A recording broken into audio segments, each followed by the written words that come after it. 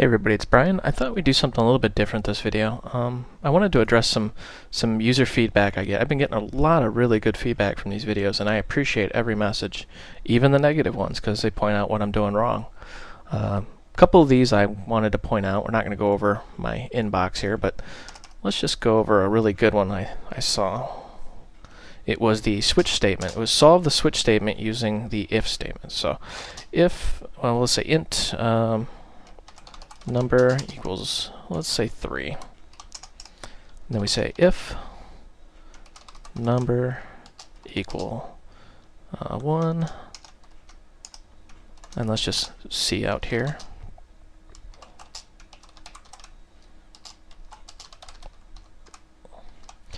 And let's say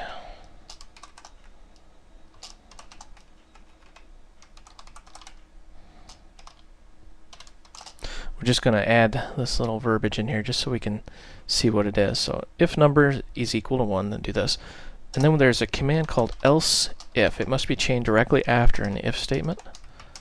And what you guessed is exactly right. It's the same condition as a case statement in a switch. So we can say if number is 2. And I believe we can chain these together.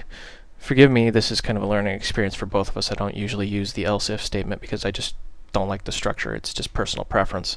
And let's actually just put some numbers in here so we can verify which one's actually firing off. And let's compile this, watch it run. Sure enough, it says 3. The number is 3. So that is how you would use the if statement instead of the switch statement.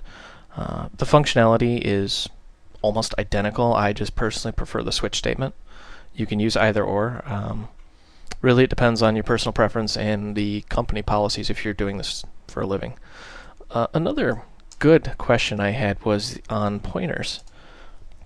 Somebody asked, well, if a pointer it points to a memory and location, how do you know how big that variable is? For example, int pointer, typically you say pnum, p stands for pointer, equal new int, and let's just go ahead and delete that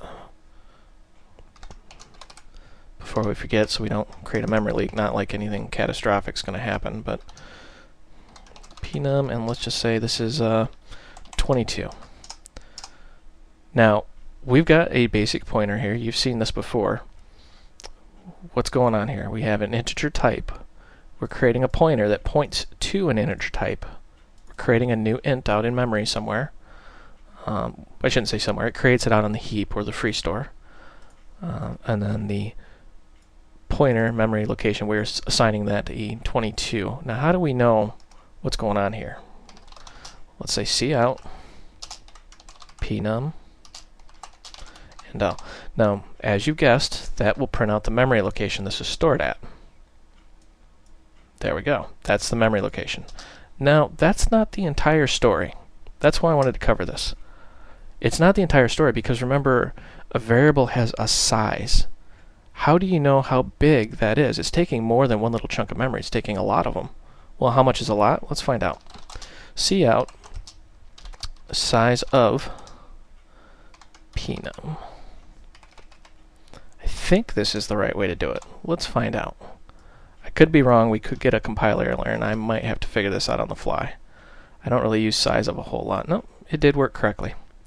So there is the starting location, and you see the size of generated a 4. Why is that important? Well, what it says is here is the starting location. The compiler knows it's an integer, and the integer is a size of 4, meaning it's going to take 4 memory slots. Make sense? Now, what's a memory slot? Memory slot's a byte. So it's going to take 4 bytes. That's why you need to declare the type. So basically, what the compiler's seeing is 4, pointer to, and then new 4. In a nutshell, that's what it's seeing. Some of you are going to argue with me. I welcome the arguments. I don't really know if I'm right or wrong. I'll be brutally honest about that. I think it honestly varies from one compiler to the next how they really see it internally. But that's the basic function of how it works. You create a pointer, you throw it out on the free store, the compiler needs to know the type, so it needs to know how much space it's going to allocate. Now to retrieve that value, you pointer to, and then the pointer name. And let's just throw an indel in there. And run this. And sure enough, there's our 22. So what we're saying is create a new pointer, which holds an integer. Or I should back up. The pointer doesn't hold the integer. The memory holds the integer. The pointer points to that location in memory, which takes 4 bytes, and it is a number 22. Yes, it looks like it's only 2, but that's actually 4 bytes in memory. That's how that works. Well, I'm kind of pressed for time tonight, but thank you for watching. Keep up with that feedback, and hope you found this video educational and entertaining.